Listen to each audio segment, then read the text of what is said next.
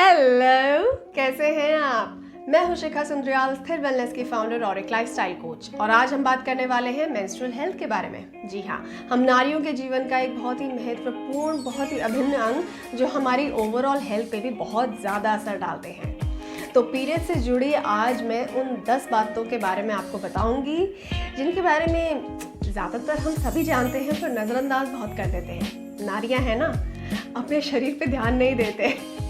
तो चलिए शुरू करते हैं। औसतन एक लड़की के पीरियड्स 10 से 12 साल की उम्र में शुरू होते हैं और 50 से 55 साल की उम्र तक उनको मेनोपॉज हो जाता है, यानी उनके पीरियड्स रुक जाते हैं। तो एवरेज 40 साल तक पीरियड्स होते हैं, जिसमें 480 से करीब 500 बार पीरियड्स होते हैं। सोचिए, सबसे पहला point, normal period duration. 2 periods के बीच में जो गैप होता है उसे पीरियड साइकिल कहते हैं, जो कि औसतन 28 दिन का होना चाहिए। मगर 25 से 45 दिन की साइकिल को नॉर्मल ही माना जाता है और जो पीरियड की ड्यूरेशन होती है वो 2 दिन से 7 दिनों तक नॉर्मल मानी जाती है। और वैसे तो साल में 12 महीने होते हैं, लेकिन हमें 13 बार पीरियड्स होते हैं। बहुत अनफेयर है ना? Next, second tip, keep a record. बहनों, देवियों, प्लीज़ अपने पीरियड्स का रिकॉर्ड रखना शुरू कीजिए। पिछली साइकिल कितनी लंबी थी, कितने दिनों के लिए आपको पीरियड्स हुए, इन सब का रिकॉर्ड आपके पास होना चाहिए। क्योंकि हम ध्यान नहीं देते, पर कई बार हमारी पीरियड की साइकिल बहुत इरेगुलर हो जाती है। खान पीन ऐसा है, लाइफस्टाइल ऐसा है, चिंताएं इतनी हैं। कोई बात नहीं, बहुत ज़्यादा प्रेशर लेने की ज़रूरत नहीं है। डायरी में लिख लीजिए, फ़ोन के नोट्स में लिख लीजिए। और आजकल तो इतने बढ़िया बढ़िया ऐप्स हैं जिनमें आप रिकॉर्ड कर सकते हैं अपने पूरे पीरियड्स की detail. Third point, period cramp, यानी पीरियड्स के दौरान और पीएमएस के दौरान होने वाला दर्द। अब होता क्या है, हमारा यूट्रस या गर्भाशय अपनी इनर लाइनिंग को शेड करता है, यानी बाहर निकालता है पीरियड्स के टाइम पे, जिसकी वजह से हमें यह दर्द उठता है। अब थोड़ा बहुत दर्द होना तो आम बात है, नॉर्मल है, इसमें कोई घबराने वाली बात नहीं है। पर अगर ये दर्द असहनीय है और इसके साथ आपको उल्टी आती है, चक्कर आते हैं, आपको घबराहट होती है, सिर दर्द होता है और भी आपको बहुत ज़्यादा अगर परेशानी होती है पीरियड्स के टाइम पे, तो ये नॉर्मल नहीं है। ये हो सकता है कोई और परेशानी है, उसके लक्षण हैं। तो प्लीज़ इसको नज़रअंदाज मत कीजिए। एक अच्छे गायनेकोलॉजिस्ट को अपने आप को दिखाइए और इस चीज़ का इलाज करवाइए, क्योंकि अगर लंबे समय तक आप इसको इग्नोर करेंगे तो ये किसी और परेशानी का रूप भी ले सकते हैं। चौथा, मेंस्ट्रुअल हाइजीन। देखिए, मेंस्ट्रुअल हाइजीन को लेकर देश में, विदेश में, ग्लोबली बहुत बड़े बड़े प्रोग्राम्स चल रहे हैं। अपने पर्सनल साफ सफाई का ध्यान रखना, स्पेशली पीरियड्स के दौरान, बहुत ज़्यादा ज़रूरी है और मुझे पता है आप रखते ही होंगे। पर उसके अलावा मेरी आपसे एक छोटी सी रिक्वेस्ट है, प्लीज़ आप कम से कम पीरियड्स के दौरान सेंटेड और हाईली केमिकल प्रोडक्ट्स का इस्तेमाल नहीं करेंगे। सिंथेटिक इनरवेयर आप नहीं पहनेंगे। पीरियड्स के टाइम पे इन्फेक्शन होने के चांसेस बहुत ज़्यादा होते हैं। तो कोशिश करें जो भी हमारी टॉयलेट सीट्स हैं उनको अच्छे से क्लीन रखें। यूज़ करने से पहले हो सके तो क्लीन करें। और अगर कॉमन बाथरूम है तो अपने घर वालों से रिक्वेस्ट करें कि प्लीज़ यूज़ करने के बाद उसको क्लीन रखें और आपकी हेल्थ मेंटेन करने में आपकी हेल्प करें।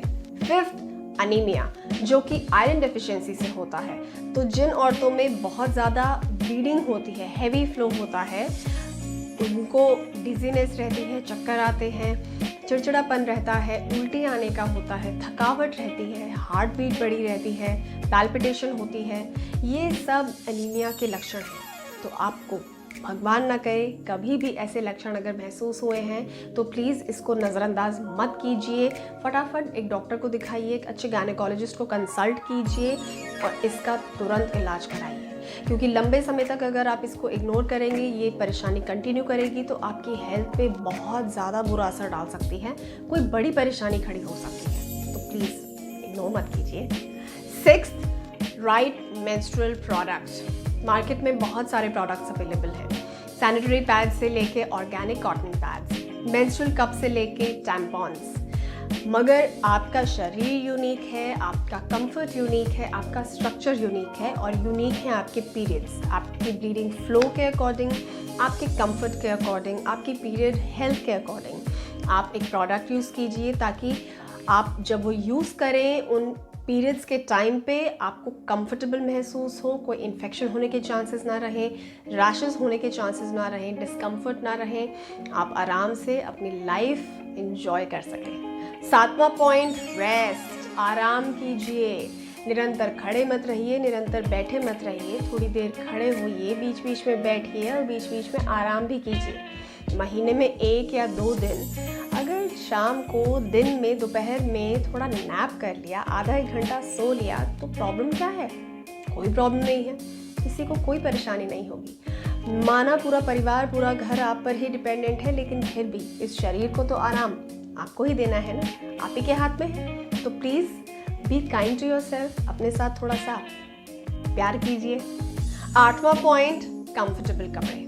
देखिए, पीरियड्स के टाइम पे हमारा यूट्रस स्वोलन होता है, जिसकी वजह से हमें ब्लोटिंग होती है और हमारी वेस्ट लाइन और दिनों के मुकाबले थोड़ी सी बड़ी रहती है।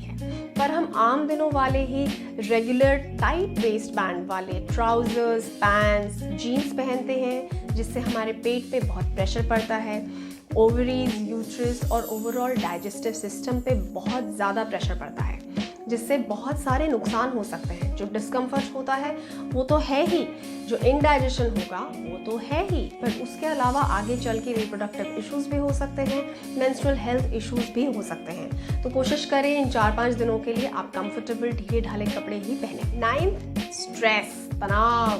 देखिए, हम में से कई औरतों को आज भी ये नहीं पता कि तनाव की वजह से हमारे हार्मोन्स एकदम असंतुलित हो जाते हैं, आउट ऑफ बैलेंस हो जाते हैं, जिसकी वजह से हमारे पीरियड्स इरेगुलर हो जाते हैं, जिसकी वजह से हमारी मेंस्ट्रुअल हेल्थ डिस्टर्ब होती है, जिसकी वजह से रिप्रोडक्टिव हेल्थ डिस्टर्ब होती है। 10वां और सबसे इम्पॉर्टेंट, एक अच्छी गायनेकोलॉजिस्ट को अपनी सहेली बनाइए, अपने जीवन का पार्ट बनाइए। देखिए, मुझे लगता है एक लड़की को सबसे पहले लाइफ में गायनेकोलॉजिस्ट के पास तब जाना चाहिए जब उसको पहली बार पीरियड्स होते हैं।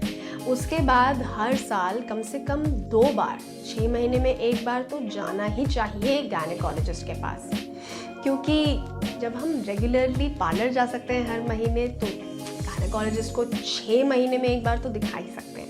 एक गायनेकोलॉजिस्ट और एक जनरल फिजिशियन या किसी स्पेशलिस्ट में बहुत फ़र्क होता है, क्योंकि एक स्पेशलिस्ट डॉक्टर या जनरल फिजिशियन के पास हम आम तौर पर तब जाते हैं जब हमें शरीर में कोई तकलीफ़ महसूस होती है, लेकिन पीरियड्स तो हमें हर महीने होते हैं, वो भी पूरे 40 सालों के लिए। कई बार हमें क्या होता है, हमें नहीं पता चलता कि हमारे शरीर में कोई चेंजेस हो रहे हैं, हम उन्हें नज़रअंदाज करते हैं।